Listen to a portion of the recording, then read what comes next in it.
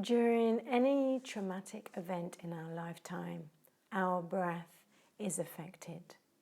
In that moment of trauma, in that moment of shock, we take a breath in and we are breathing from a tightness in our body, but also breathing from our lung space, creating a sense of fight or flight, hypervigilance, and super awareness. This also happens to us in sexual trauma, not only because we have come into that place of shock and our breath is from our lungs, but also from breathing into this lung space, we have taken ourselves up and away from our body and up and away from the area that is trauma focused.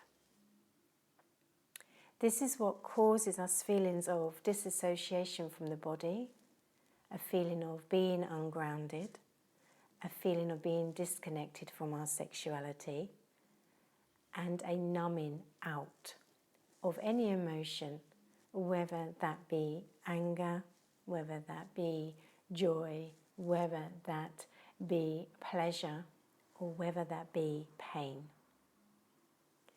Our breath is an essential ingredient to our life, not simply because it keeps us alive, but our breath supports our relationship with our body, our relationship with our sensuality, our sexuality, and also our relationship with life.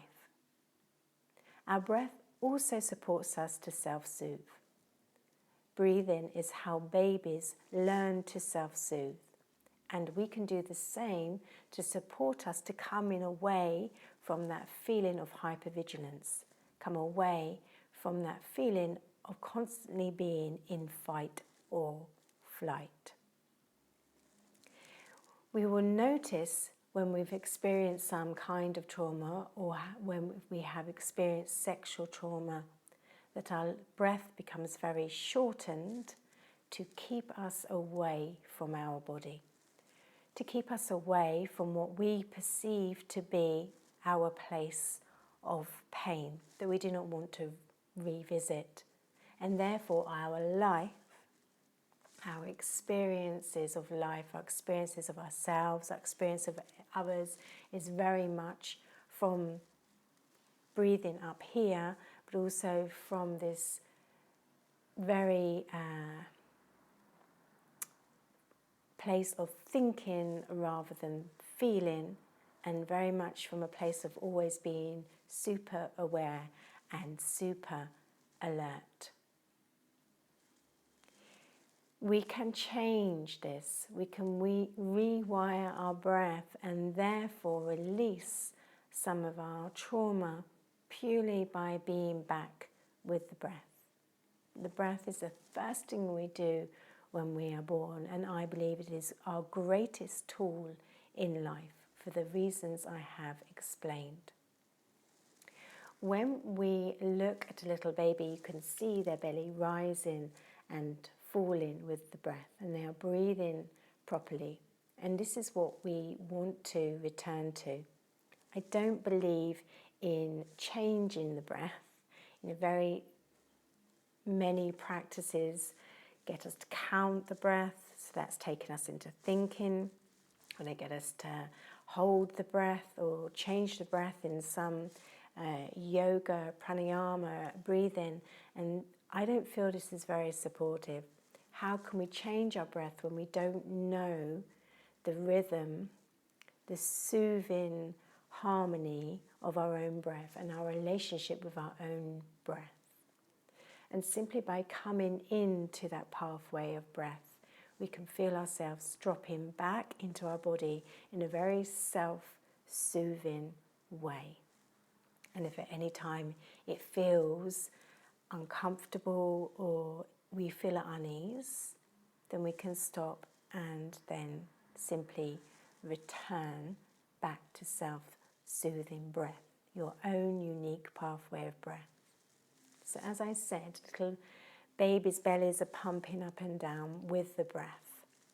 So the breath comes into this feeling. There's a rise and fall of the belly that we can feel.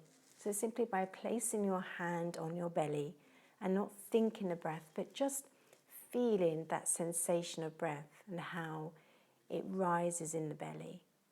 And there's an expansion. And as you breathe out, the belly sinks back to neutral. There's also some kind of expansion.